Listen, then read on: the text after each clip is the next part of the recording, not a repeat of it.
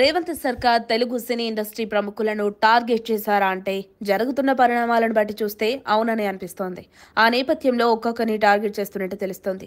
ఇప్పటికే ప్రముఖ హీరో అక్కినేని నాగార్జునకు చెందిన ఎన్ కన్వెన్షన్ ను ఎఫ్టీఎల్ పరిధిలో కట్టినందుకు రాత్రికి రాత్రి ఎన్ కన్వెన్షన్ ను బుల్డోజర్తో కూలగొట్టించారు. అయితే రేవంత్ సర్కార్ మాత్రం అయిన వాళ్లకు ఒకలా కాని వారికి మరోలా అన్నట్టు ఆయన ప్రవర్తిస్తున్న తీరును బట్టి తెలుస్తోంది.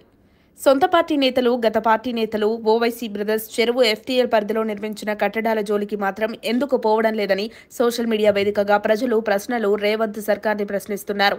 మరోవైపు మంత్రి కొండా సురేఖ, బీఆర్ఎస్ పార్టీ యువ నాయకుడు కేటీఆర్ కు, హీరో నాగార్జున, మాజీ కోడలు సమంతకు ఏదో ఉందంటూ చేసిన అసభ్యకర కమెంట్స్ బాగా వైరల్ అయ్యాయి. ఈ విషయమై సీఎం రేవంత్ రెడ్డి అలా మాట్లాడడం కరెక్ట్ కాదని, మీరు మాట్లాడిన మాటలు వెనక్కు తీసుకోమని కూడా తన తోటి కేబినెట్ మంత్రికి చెప్పకపోవడం విడ్డూరంగా ఉంది.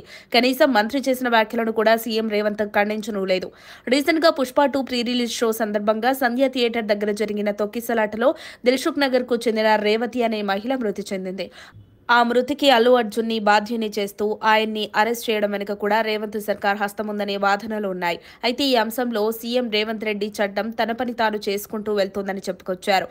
సాధారణ క్రిమినల్స్ విషయంలో కూడా ఇదే విధంగా స్పందిస్తే బాగుంటుందనే సోషల్ మీడియా వేదికగా కమెంట్స్ కూడా కోసాయి. ఇవన్నీ పక్కన పెడితే తాజాగా రేవంత్ రెడ్డి సర్కార్ బాలయ్య ఇళ్లను టార్గెట్ చేసిందా అంటే అవునని అంటున్నారు. కానీ టార్గెట్ చేయడం వరకు ఓకే, కానీ అది కక్షపూరితంగా కాకుండా రోడ్డు విస్తరణలో భాగంగా ఆయన ఇంటి కొంత భాగాన్ని కూల్చనున్నారు హైడ్రా అధికారులు. ఇదంతా కూడా కేబీఆర్ పార్క్ రోడ్డు విస్తరణలో భాగంగా హీరో బాలకృష్ణ ఇంటిని ప్రభుత్వ అధికారులు మార్క్ చేసి వెళ్లారు. ఆయనతో పాటు అల్లు అర్జున్ మామ కె చంద్రశేఖర్ రెడ్డి, ప్రముఖ మీడియా హౌస్ యజమాన్యాల ఇళ్లతో పాటు కాంగ్రెస్ సీనియర్ నేత జానారెడ్డి ఇంటితో పాటు పలువురు ఇండస్ట్రియలిస్టులు ఇళ్లు కూడా ఉన్నాయి. కేబీఆర్ పార్క్ చుట్టూ ఉన్న 6 కూడళ్లు అభివృద్ధి చేయడంతో ఈ పరిస్థితి నెలకొంది. ఏదేమైనా రోడ్డు డెవలప్మెంట్ పనులను ముందుకు తీసుకువెళ్లడంపై తెలంగాణ ప్రభుత్వం పట్టుదలగా ఉందంటున్నారు రాజకీయ విశ్లేషకులు.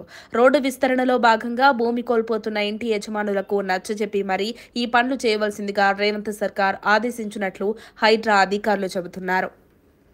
మరిన్ని అప్డేట్స్ కోసం మా కాయ్ టీవీని సబ్స్క్రైబ్ చేసుకోండి. మా వీడియో కనుక మీకు నచ్చినట్లయితే లైక్ చేయండి, షేర్ చేయండి. మీ విలువైన అభిప్రాయాలను కామెంట్ బాక్స్లో తెలియజేయండి.